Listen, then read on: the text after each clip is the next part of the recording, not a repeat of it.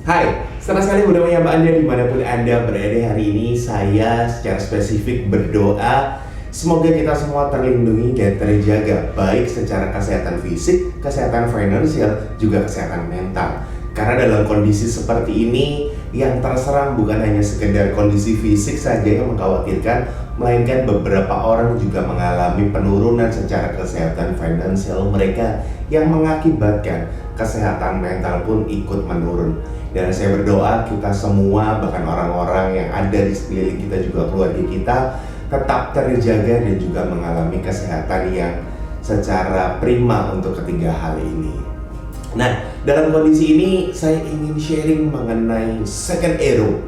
Apakah second arrow itu?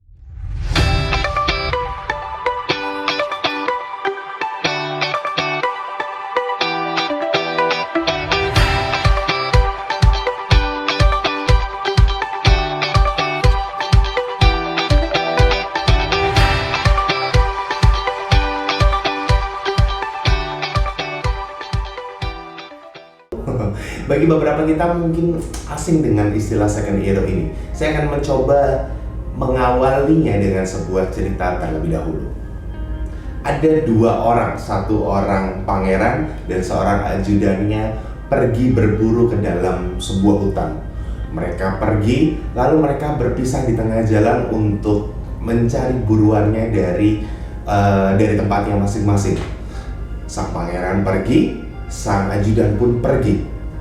Hingga mereka sama-sama ternyata dari dua sisi yang berbeda, namun mereka melihat satu buruan yang sama.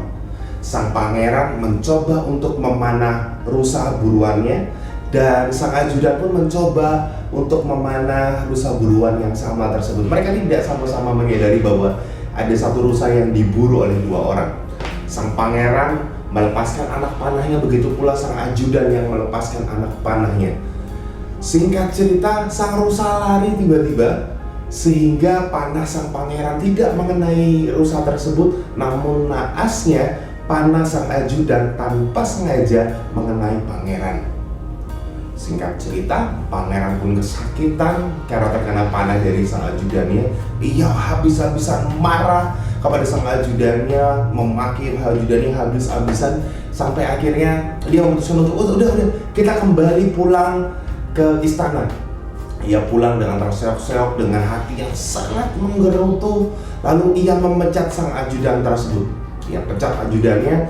Lalu pangeran ini memanggil keluarga pangeran ini memanggil tabib untuk mengobati luka sang pangeran. Tapi tahu apa yang unik dari kejadian ini? Sang pangeran tidak ingin lukanya diobati. Sang pangeran berkata, biarkan luka ini tetap ada dan semua orang melihat betapa bodohnya ajudanku itu.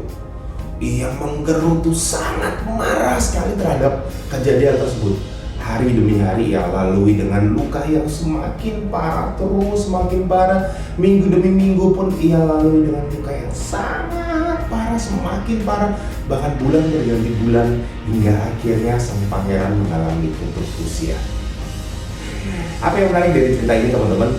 Yang menarik dari cerita ini bukanlah mengenai panah yang mengenainya, namun adalah second arrow yang mengenai perasaan pangeran tersebut. Nah, yang menarik adalah apa sih sebenarnya? Pernah kita menyadari bahwa sebenarnya kondisi yang terjadi pada sebuah present moment itu hanyalah 20% mengakibatkan luka dalam diri kita. 80% luka yang kita rasakan sebenarnya diakibatkan oleh perspektif kita, cara pandang kita, sudut pandang kita, atau bagaimana kita menginterpretasikan apa yang terjadi itu dalam pikiran kita. Beberapa waktu lalu kebetulan saya baru saja mendapat telepon, bisa dibilang ini telepon teror atau sejenisnya. Sebenarnya ini bukan ditujukan kepada saya, hal ini terjadi kepada teman saya. Jadi teman saya mengalami cybercrime sehingga semua kontaknya ditelepon oleh debt collector yang mengaku-ngaku dia punya hutang. Beberapa waktu lalu saya ditelepon oleh debt collector tersebut, lalu debt collector itu marah-marah memaki-maki saya. Waktu ditelepon saya seperti ngapain sih orang ini? Saya jujur jengkel, marah, sebel sih sebenarnya lebih kepada apa sih orang ini. Begitu saya tutup teleponnya, tiba-tiba ketika saya tutup teleponnya, saya cuma mikir gini, kan harusnya bukan saya yang dimarahi, dan orang itu tidak pantas memarahi saya, karena saya nggak ada hubungannya dengan case ini, entah case itu benar ataupun salah, karena saya sama sekali nggak mengerti mengenai apa yang terjadi. Saya tiba-tiba seharian itu kayak, aduh, ini orang kurang ajar deh. Saya pingin untuk telepon balik ke debt collector tersebut. Saya pengen coba telepon balik, saya pengen marahin dia, atau saya pengen ngejelasin, atau bahkan saya pengen ngasih tahu bahwa saya itu marah karena kondisi itu. Seharian saya teleponnya cuma 2 menit, tapi seharian saya benar-benar ngalamin jengkel yang, aduh, kayaknya sebel banget karena kondisi ini. Nah, sama seperti itu teman-teman. Seringkali kondisi yang datang in the present moment itu hanyalah mengakibatkan 20% luka yang ada dalam diri kita. Sedangkan 80% sisanya itu adalah karena perspektif kita atau interpretasi yang ada di dalam pikiran kita memberi arti tersendiri pada kejadian tersebut. Kayaknya orang ini gini deh, kayaknya ini gini deh, kayaknya ini itu dan lain sebagainya. Itulah yang mengakibatkan luka itu sebenarnya semakin menganga, semakin dalam, lebih dalam dan sangat dalam, hingga mengakibatkan luka hati dalam diri kita sampai dengan detik ini mungkin. Saya ingin mencoba untuk sejenak menjabarkannya dengan hal yang sederhana. Beberapa waktu lalu saya ketemu salah seorang teman saya yang udah lama banget kami gak ketemu. Tiba-tiba biasalah kalau saya dengan teman saya itu kalau bercanda celetukannya suka unik-unik. Tiba-tiba dia ngomong kayak gini, ih kamu tambah jelek sih. Saya mendengarkan kata-kata itu, saya cuma mikir, berarti saya itu ganteng, hari ini jelek aja. Berarti sebelumnya dia sering memperhatikan kalau saya ini ganteng. Walaupun mungkin nggak ada gitu buat Anda, tapi ini adalah kondisi yang bisa jadi seperti itu. Case yang kedua adalah saya bisa jadi menilai kondisi yang teman saya katakan tadi itu ketika dia bilang saya jelek kayak gini. So kecakepan banget sih. Emang kamu lebih cakep dari saya? Emang iya? Oh aja kamu aja kayak gitu kok. Sih, Anda bisa lihat satu hal yang datang kepada saya memiliki 2 respon. Respon yang pertama adalah saya bisa jadi meresponinya dengan baik, memberi meaning hal baik, dan respon kedua adalah membuat sesuatu itu menjadi semakin parah, semakin buruk, bahkan bisa jadi lebih buruk daripada kenyataannya. Bisa jadi dia cuma bercanda, tapi saya meresponinya dengan hal yang punya bumbu ini, bumbu itu, make up ini, make up itu, sehingga hal ini menjadi lebih daripada yang seharusnya. Bisa jadi hari itu ketika saya ketemu dia, atau bahkan sepanjang hari, atau bahkan sepanjang waktu, kata-kata yang dia tancapkan kepada diri saya itu mengakibatkan sebuah luka yang bukan luka karena ucapannya, melainkan karena interpretasi yang ada dalam pikiran saya terhadap apa yang dia katakan.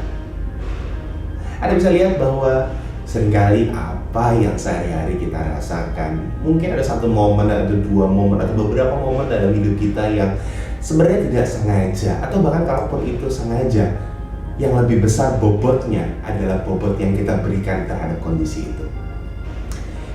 Teman-teman, mari sama-sama kita menyadari bahwa kita perlu sejenak untuk menurunkan intensi kita terhadap sakit hati, terhadap luka hati, atau apapun itu, untuk kita turunkan secara perlahan.